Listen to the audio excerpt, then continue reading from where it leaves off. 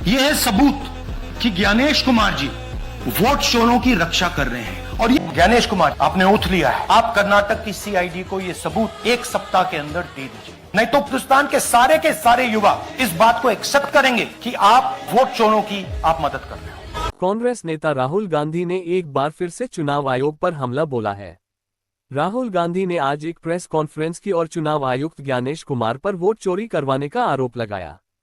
कांग्रेस के पूर्व अध्यक्ष राहुल गांधी ने दावा किया कि विपक्ष के वोटरों के नाम मतदाता सूची से हटाए गए और मुख्य निर्वाचन आयुक्त ज्ञानेश कुमार लोकतंत्र की हत्या करने वालों और वोट चोरों की रक्षा कर रहे हैं।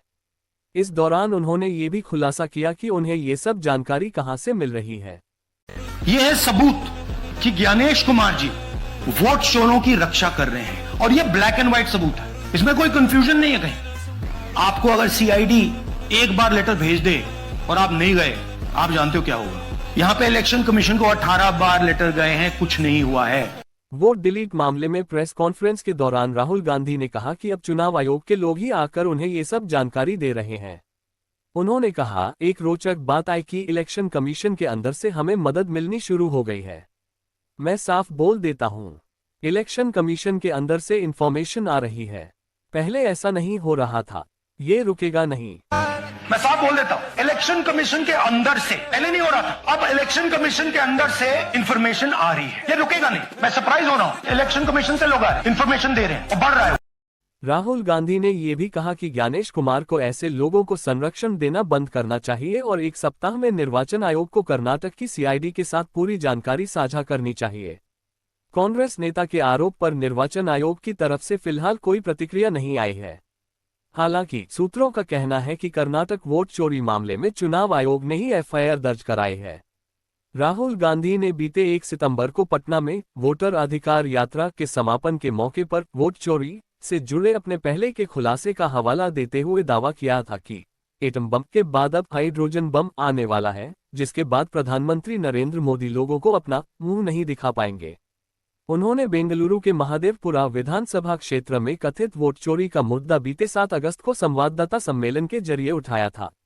इस खुलासे को उन्होंने एटम बम का यह दूसरा उदाहरण, सूर्यकांत जी जो अभी स्टेज पे आए थे, इन्होंने 12 वोटर्स को 14 मिनट में, आप फॉर्म भरने की कोशिश कीजिए, डिलीशन फॉर्म भरने की कोशिश कीजिए, देखिए। और जब हमने इनसे पूछा कि भैया आपने ये कैसे किया, वो कहते हैं मैंने तो नहीं किया, मैं तो जानता ही नहीं हूं। बबीता चौधरी जी का इन्होंने एक नाम डिलीट किया, यहां खड़ी है बबीता जी, यहां है सूर्यकांत जी, यहां है, आ जाइए जरा स्टेज पे 1 सेकंड आ जाइए। ये दोनों खड़े हैं यहां पे, सूर्यकांत जी, बबीता जी, इनको मालूम ही नहीं कि इन्होंने डिलीट किया। ज्ञानेश कुमार, आपने ओथ लिया है, आप कर्नाटक की सीआईडी को ये सबूत 1 सप्ताह के अंदर दे दीजिए, नहीं तो हिंदुस्तान के सारे युवा इस बात को एक्सेप्ट करेंगे कि आप वोट चोरों की आप मदद कर रहे हैं। कर्नाटक सीआईडी ने हिंदुस्तान के इलेक्शन कमीशन को 18 चिट्ठियां लिखी हैं। हमें आप ये इंफॉर्मेशन दीजिए, डेस्टिनेशन आईपी दीजिए, डिवाइस डेस्टिनेशन पोर्ट दीजिए, ओटीपी ट्रेल्स दीजिए, फोन नंबर्स दीजिए, फोन नंबर्स के मालिकों के नाम दीजिए। क्लियरली पूछा है, no answer from chief election commissioner, no answer from election commissioner. फरवरी 23 में इन्वेस्टिगेशन शुरू होती है। मार्च 23 में कर्नाटका सीआईडी चिट्ठी लिखती है ईसीआई को कि हमें सारे डिटेल्स दे दीजिए। अगस्त में इनकंप्लीट डिटेल्स दी जाती है, जिससे कोई इन्वेस्टिगेशन आगे नहीं बढ़ेगा। बाद में क्या होता है, कर्नाटक ईसी इलेक्शन कमीशन को लिखता है, कहता है भैया हमें दे दीजिए, आपको इंफॉर्मेशन देना पड़ेगा, नो रिप्लाई। मार्च 25 में आखिरी लेटर सितंबर में गया है, कुछ ही दिन पहले, नो रिप्लाई फ्रॉम ईसी।